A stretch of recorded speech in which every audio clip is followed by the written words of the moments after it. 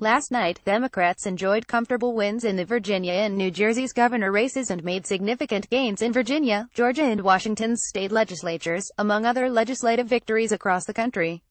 This election day marks the first time anti-Trump sentiment has translated into real electoral success for Democrats, but it remains to be seen whether this year's results are a fluke or a harbinger of more Republican losses to come. To help you figure out what to make of the off-year election results, we've compiled 5 of the sharpest bits of analysis and commentary about what happened and why.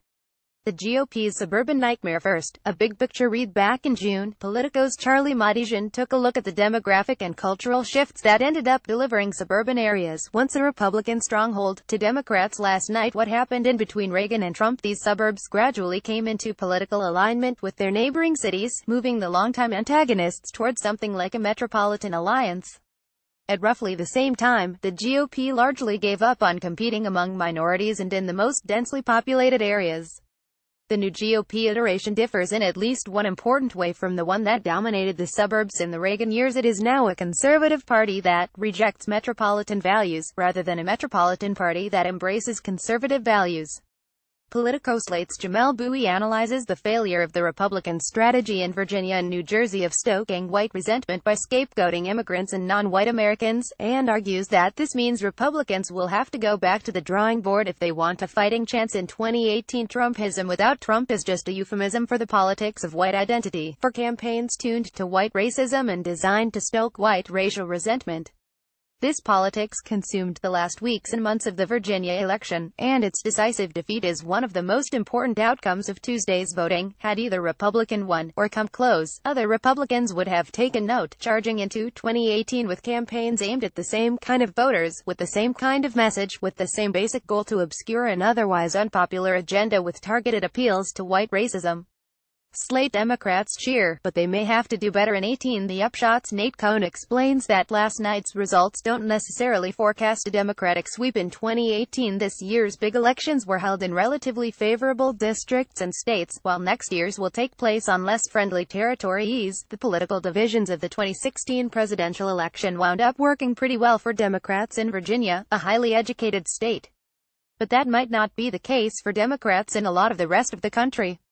There are only 11 Republican-held congressional districts in the United States where Mrs. Clinton won by 5 points or more. Even if Democrats swept those 11 districts, it wouldn't get them that far toward the 24 seats they need to flip the House.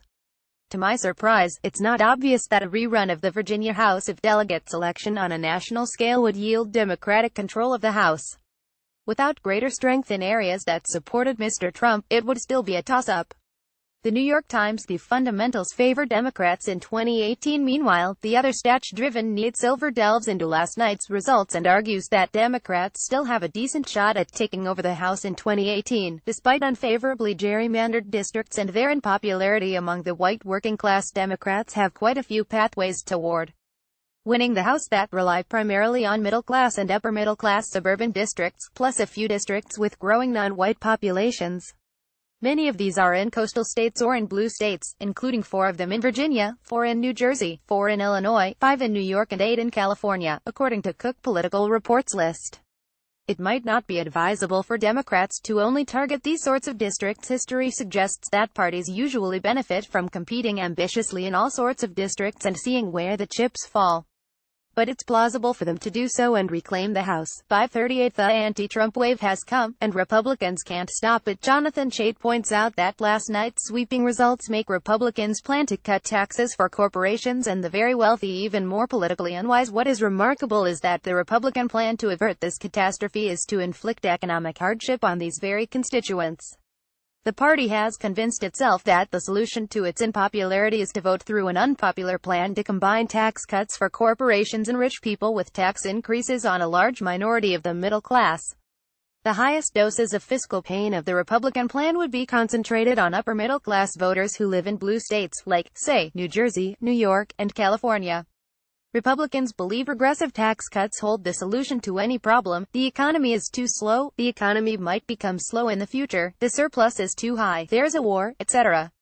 Many of them will convince themselves that the Virginia blowout is all the more reason to pass their tax cut as opposed to finding some actually popular measures to pass. New York.